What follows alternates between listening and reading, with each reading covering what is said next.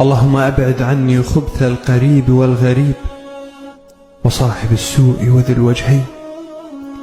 اللهم أكفني شر خلقك وسخر لي من يحمل لي الخير بين يديه وفي قلبه وقوله وفعله. اللهم أبعد عني خبث القريب والغريب. قولوا كثيرا يا ودود، قولوا كثيرا يا ودود، لعل الله يتعطف بمودة فيتدارك العجاز من أمثالنا. عارف الودود إيه؟ هو المحب لمن يحب ومن لا يحب، المتعطف بالحب على من يحب ومن لا يحب، يتودد إلينا بالمواهب وهو أغنى الأغنياء عنه. أنا عايزك بقى تسبح كده. الودود يعني إيه؟ الذي يعطي بحب من لا يستحق ما لا يستحق. الذي يعطي بإيه؟ هيقول لي بقى وأنا ماشي بره في ودني، أقولها كم مرة؟ هزعل منك طبعا وإحنا بنحضره. ما هو حاضر، قولها مرة يسجد بيها قلبك، ما سجدش افضل قولها لحد ما يسجد.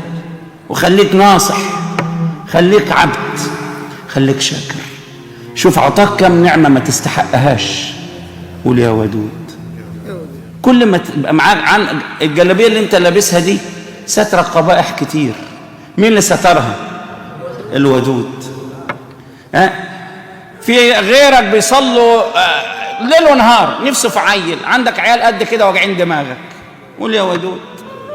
ان روحت البيت انت واحد ما عملش حاجه وتلاقيه عيني نايم على السرير في مستشفى مركبين له 50 انبوبه عشان يتنفس، وانت في كمالات الصحه مع انك ما بتصليش. مين اللي اعطاك الصحه دي؟ هي مش فرض عليه، ده ود. مين اللي لما بتعصاه بيسامحك؟